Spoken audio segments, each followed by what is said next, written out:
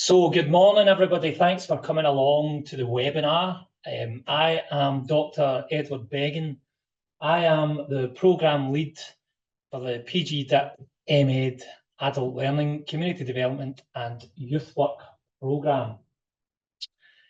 So this morning is really just a small kind of brief introduction to give you some indication of what you can expect on this programme. I've been very kindly joined by one of our class reps, Heather Lillie Taylor, who will speak to you after me, and Heather will give you an idea of her experience of studying on the programme. Yeah, I think this programme, for anyone that's looking to join and come on board, will have a great experience. It's a really good programme for opening up your ideas around social justice and social inequality and challenging that discourse around the different spaces within communities. We tend to focus on communities that are marginalised and disenfranchised, and how we can make the world a better place, really. That's the kind of overall aim of the programme. So as I said, the aim of the programme, okay, provides opportunities for students to develop and to demonstrate knowledge and understanding, skills, qualities, and other attributes in the following areas, okay? So, we will be talking along the lines of analysing and critiquing the principles and values of adult learning, youth work, and community development. We'll be learning how to synthesise the new conceptualisations of adult learning, youth work and community development from a range of extant models. And we will critically examine a range of social theories and assess their applicability to adult learning, youth work and community development. Now, it's a lot of big fancy terminology, but basically what we'll be doing is we'll be looking at examples of community work and community spaces and community organisations, and really unpacking them from a critical perspective and thinking how we engage better with marginalised and disenfranchised groups within societies. We use the terminology adult learning, youth work and community development because we see these as three different strands of being community work. Like whether you want to specify and work with adult learners, or whether you want to work with young people, or whether you want to work in the umbrella term of community development and bringing communities together. But this is something you would focus on once you start the programme and learn more about these concepts and ideas. The programme is 180 credits. Now, when you're doing the programme, you will do the core courses that you can see here. Excuse me. We have theorising community practice, ethics and research in communities, community-based group work, practitioner research project, and practice placement. So these are the core courses that everyone will do. Now, depending on whether you're doing the PgDip or you're doing the full masters, you won't be doing the practitioner research project because that's to do with your dissertation. You will then have the opportunity to pick from these 6 electives, where we do youth work, we look at adult learning, we have professional and ethical practice, collective learning and action for social justice, we have psychology for adult learning, and then we have responding to adversity in communities, better known as sex, drugs, and vegan sausage rolls. So these are all led by great, really personable lecturers who are really invested in all these courses. And for the most part, all the lecturers have been part of this programme for many years, and even some have been through the programme as well, so they understand what students are going through. There are 2 options within the programme, which we started last year. There is an accredited and a non-accredited route. Okay. In simple terms, the accredited route means you have to do a placement, a practice placement, and I'll discuss that later in the next slide, okay? And the non-accredited route means You do not have to do a placement. Okay? There will be a deadline to choose, but you will have a couple of weeks to decide from when the teaching starts in September. It's usually round about the 3rd week or the 4th week of September that you will have to have made a decision on whether you're going for the non-accredited route. Some people start the accredited route and then feel that there's too many placement hours and it's not really something that they're able to do, so they might change their mind. But that's something you can speak to me about, or you can speak to your tutors about, and we can work alongside with you to make it the best programme for you and what you're looking for and what you're looking to do. So a big part of this programme is that it is professionally accredited. We are a professional practice programme. We are steeped in working with communities, and you're expected to do a placement on the accredited route. Now, we are accredited by the governing body, which is a CLD Standards Council. This is the governing body for the Adult Learning, Community Development and Youth Work Programme. And just for an example, just like in teaching, we have the General Teaching Council, which is the professional guiding body. And then for social services, we have the Scottish Social Services Council, which is the accrediting body for both those programmes at the University of Glasgow. So if you choose to do the accredited route, you will be a professionally endorsed practitioner, okay? And that's professionally recognised within the practice, within the field of community learning and development. Some people might have questions about that I'm more than willing to answer. But it's just to give you a general idea that that's a real pull for this programme, that it is professionally endorsed, and that you do get the chance to get into professional practice, i.e. doing a placement within the field of community learning and development. So you might be thinking what I should be doing, what to do. So just as a selling point, as a bit of an idea to think about going for the accredited route, the benefit of doing the CLD accredited route is that you gain invaluable work experience in a real life context. So this is very useful for people who have limited work experience. From this, you can develop a range of skills and competencies that would be attractive to future employers. Now, the point that I'm raising this is that we do realise that the programme attracts people from different degree experiences. Some people are coming onto this programme because they're choosing to go a different pathway, and community work sometimes isn't their first experience. So the accredited route offers you that experience to go out on placement and get an idea of what community work is front-facing in the field of practice. There are people that are coming on to do the Masters that have been community workers for years and are coming to learn more about the theoretical underpinnings that we base the practice on.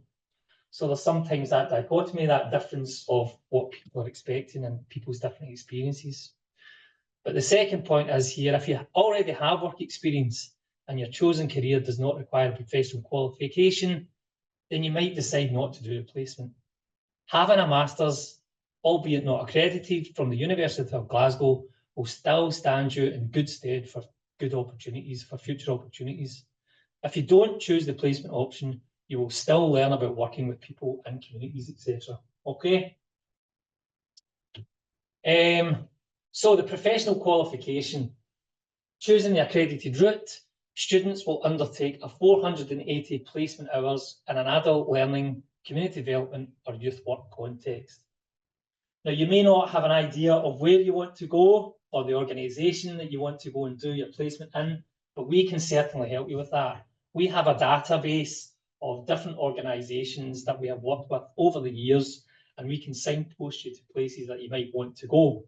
We do, however, want to get an idea of what you're interested in, of whether you're interested in adult learning or community development or youth work. We can then signpost you to a relevant organisation within your interest. So we can help you with that, no problem. However, we do encourage people to come to the programme with an organisation in mind. You may already be working somewhere that you can use that for your placement practice. Okay. So yeah, the considerations of choices. If you take the accredited route, you would have 5 core courses and 1 elective. If you do the non-accredited route, you would be doing 4 core courses and 3 electives. Now, these choices are all based on studying full-time masters. You may be coming on to do part-time, so your timetable and your choices would look slightly different. Or if you're doing the PgDip, the same. Things might look different. But this gives you a kind of a base understanding of what we're talking about and what we're thinking. Just if you are doing the masters, this last year we piloted a new approach. There's 2 different ways of doing research, 2 options. There's the traditional practitioner research, where you do a research project, right, between 12 and 15,000 word dissertation. However, there is this new option of a challenge-based dissertation, where we have lecturers and tutors who have experience in this challenge-based dissertation. If this was something you were interested in, we could signpost you to that later on within your studies as well. But it offers students an applied and workplace relevant research project as an alternative to the traditional one. This allows you to tackle an organisational, social or issue-based challenge. But the difference with this is there are 3 parts to the dissertation. But that's something we can look into at a later point, but it's just to give you an idea.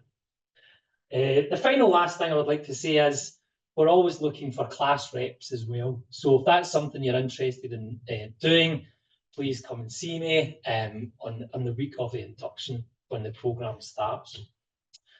So really, that's me come to the end of a short, brief kind of introduction to the programme. I hope it's given you some information to think about. And yes, I'm always here at the end of an email, and I'm happy to do a video call at some point or a call if you find that easier, if you have any more questions after today's webinar. But I won't take up any more time at this point, and I will pass you over to Heather, who is one of our class reps for the programme this year. Okay, Heather. Thank you. So as mentioned, my name is Heather Taylor. I'm an international student, so I came here from Canada. And what drew me to the program initially was actually the placement component of the course. I was appreciative that I could do courses as well as focus on research and get involved in the community. I've had a great experience with my placement over the past year and will continue working for them throughout the summer, which is fantastic. And particularly as an international student, I think that the placement project really helped me get involved in the Glasgow community, something I don't think I would have been able to experience in the same way.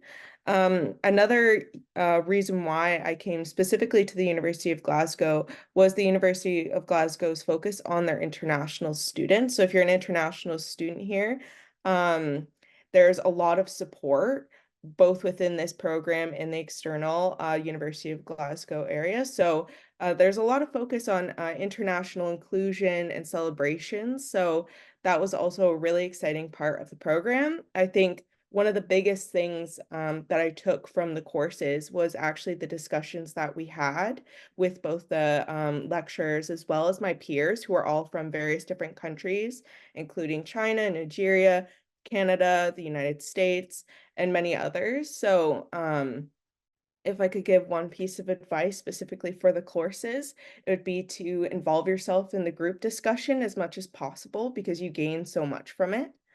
And yeah, I think overall I've had just a really supportive and engaging experience whenever I had any types of questions. Lecturers, admin staff, as well as teaching assistants were always there to answer any questions.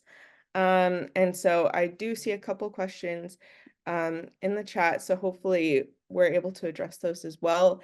But throughout the entire program, if you have any questions whatsoever, there's always someone that you could go and talk to, which is really, really nice.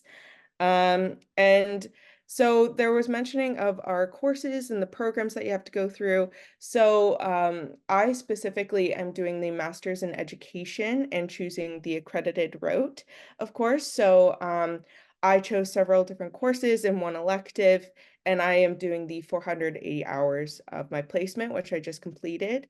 And so within those courses, I find that there's a range of opportunity to kind of share your creativity, your knowledge, and learn new things. There are various different types of assignments that you'll be able to submit. So there's some presentation assignments, essays, as well as group projects. So there's a lot of things that you can get involved in and learn from, which is really nice and exciting, because you can really choose what you want to focus on, as mentioned, in the community development, adult learning, and youth work. I particularly have focused on the community development and youth work aspects of the program, and so I kind of directed my coursework based on that, whether it was through my essays and the focus topics that I chose. So you get a lot of freedom, which is really great because you get freedom to learn about the community through your own specific lens or the lens you would like to focus on throughout this program. So yeah, those are all a lot of really great reasons why I chose to go into this program, is just the flexibility options. And yeah, as mentioned, there's a couple points that I would recommend is getting involved as much as you can. That includes, as Eddie mentioned, being a class representative. I decided to be a class representative at the beginning of the year to integrate myself more into the community that is the program itself. So myself and several other class reps get together and we talk about things that we would like to see for the program, as well as representing our entire cohort in what they would like to discuss and see for future programs, as well as the current assignments that are being handed out. So it's been a really great experience being a class rep as well, and feeling that we have a voice and can show great representation within the community, which integrates well into what we talk about in class. So as class reps, we really get to use some of the theories and some of the applied learning to this role, which is a really unique opportunity as well. So if you're interested in being a class rep, I definitely encourage you to look into it when you start the year. And if you have any questions, I'll be about being a class rep, I'll be sure to put my contact information in the chat for you. Um, and yeah, I think overall, I've had a wonderful experience. In the last tidbit of information I'll give you just before you step into the program is to possibly brainstorm exactly where you want your focus to be, whether it be the community development, youth work, or adult learning. Especially if you are in the master's in education and looking towards doing your dissertation, it really helps to just kind of know which area you want to focus on, and then you can kind of decide which electives you want to take from there. If it's youth work, you can take the youth work course, and that can really help you develop your dissertation thesis. And so yeah, I would just really promote brainstorming kind of where your focus wants to be, and that will just overall really help you with the process of getting started with your dissertation. And as for those who do the diploma program, I was pleasantly surprised to see just how many of our cohort are doing the diploma program. I know that they each got a great deal out of the program, and several have already gone back to their countries to start full-time work within their specific sector and focus. So you get just as much from the diploma program as you do from the education master's program, even without doing the dissertation. So whichever kind of options you choose, they're all valuable within the community and really help you to set your career path up for success. So that's my experience, as well as a little bit of the experiences I've learned from my peers. So again, if you have any questions, feel free. And I'll put my student email in the chat if you have any future questions about what it's like as an international student, if you're interested in being a class rep, or any of the coursework questions. I'm happy to answer them. So thank you. Thanks, Heather. You've really given a lot of great information here from your perspective and the things that you've enjoyed. And I think it's really good that you've mentioned that the kind of wide range of approaches to teaching that we used and assessment, because we value that students all have different learning skills. So we tried to broaden the assessment approaches and not just focus on doing essays all the time. I know that we used for the first time last year zines as part of the assessments. And I know for some people it was a bit of a struggle, but for the majority of people, they really enjoyed it because it was something creative and different. So we tried to encompass that within many of the courses. So that's great that you've acknowledged that. And yes, we learn through dialogue. Dialogic learning, we're fundamentally based on Freirean pedagogy. So we really value everyone's lived experiences. And within the classroom, we try to kind of draw that out of every single person's lived experience, because we value that as a way of each other teaching each other, so we can learn from each other's experiences within communities, especially because it's such a wide demographic student base. As Heather pointed out, that it's a global classroom that we're in, really, in a lot of different cultures. So I'm just looking at some of the questions here. I'll go to the Q&A thing first, and then I've noticed that there's a couple of questions in the chat. So the Q&A, someone's asking about the PhD, things to keep in mind. For the PhD, things to keep in mind are your research focus. As the research focus that you're using your master's going to be the thing that you want to continue on in your PhD. And I would also really consider using your practice placement as a way of focusing your PhD, because it gives you the ideas of what's happening in your communities, and what kind of nuanced theories and understandings you can focus on for your PhD. For the 480 hours, sorry, it's Sasheta, you're asking about what the students get to do within the 480 hours of placement practice. I think Heather's kind of very eloquently put that across there, but within the 480 hours of placement practice, you will work within an organisation, within a community CLD field of practice within Scotland, trying to keep it more local based. We have had students who have went a bit further afield that are kind of UK based, but we would prefer to keep it within Scotland. So we would find an organisation for you to go and do your placement at, and you would learn through working with the people of that organisation a deeper understanding of what it means to work within communities. Tram, you have asked about the placement. Do we have to contact the receiving organisation themselves? Well, I did mention that in the presentation there, that if you do have an organisation in mind that you want to contact, that's absolutely fine. If you are struggling to find one, then we can help you with that. Okay. Shona, do you have experience of how placements might work if students are being paid? No. If you are in a placement, if you're in an organisation at the moment, you can very well use that as your placement. What we would ask you to be doing is something different within that organisation, so that you're expanding your knowledge base. So you would be speaking to your supervisor, your placement supervisor, or sorry, your work supervisor, about different opportunities that you could do in that space. Abdul, does the community work have to be in the UK to be counted as accredited? What if someone has worked in this area for years in their home country? I'm not really sure what you're asking there. What I'm saying is that this programme, the Master's Programme, Adult Learning, Community Development and Youth Work Programme, is an accredited degree. So once you've completed the Master's degree, you will be recognised as a professionally accredited youth worker through the CLD Standards Council. I hope that answers your question. Tram, we can both do the placement and thesis, or do we have to choose either of them? No. So the accredited route, you would be doing a placement.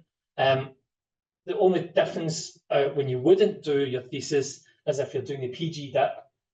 If you're doing the PgDip, you're not doing a research thesis, or you're not doing a research project.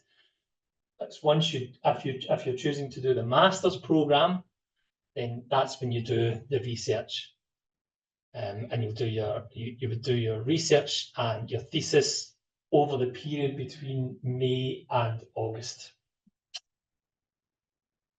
So I think, oh, is there another question here? Sucheta,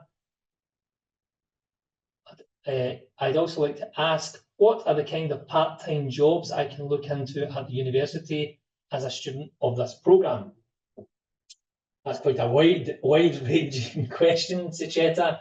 You can look into any part-time jobs you like, so long as it doesn't interfere with your studies, because yeah, taking on a full-time study, and there is it's a huge commitment to make. So I would be, I mean, we wouldn't say don't do any part-time work. What we would be encouraging is to make sure that it's not going to impede on your studies, and detract from you getting involved in your studies. But you can speak to us about that and about support. Do I have any examples of dissertation topics?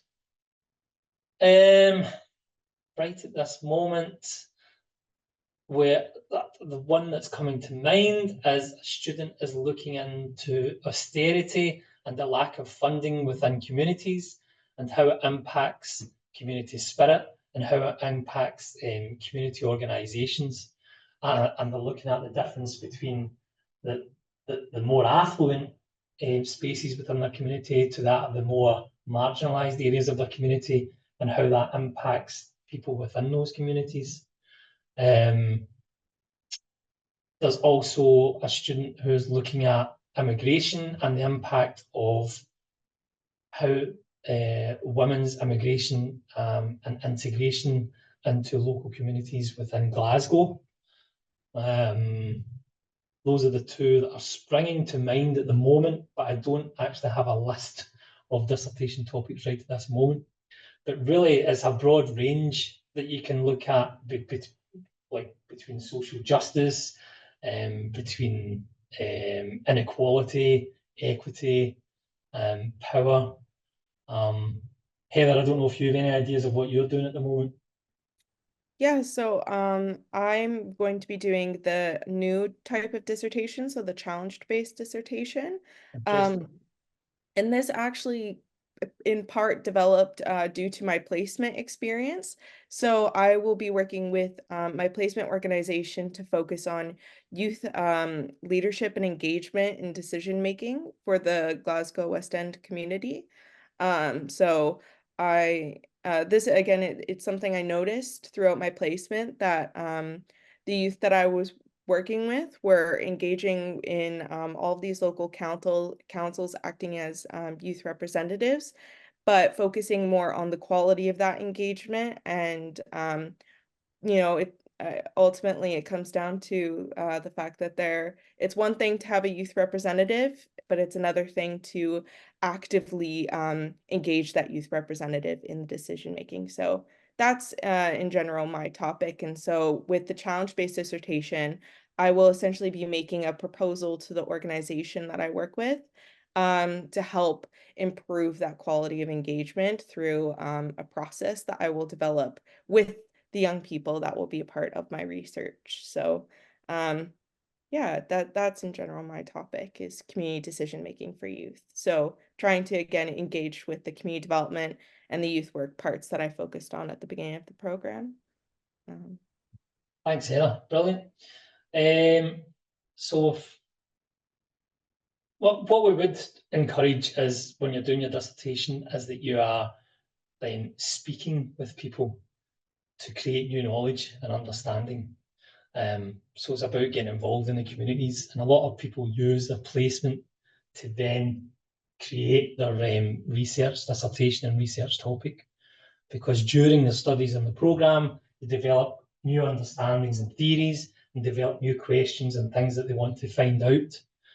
So I guess trying to think about your research topic before you've started the programme is quite a big task, and it's more about developing new knowledge while studying that you then start to think about your research topics. Trams asked about, are there any opportunities for international exchange, such as short seminars or study tours overseas? Yes, if you feel confident in something that you would like to go and do, for example, conferences, perhaps speak about things that you're studying about, then by all means there will be opportunities for you to do things like that.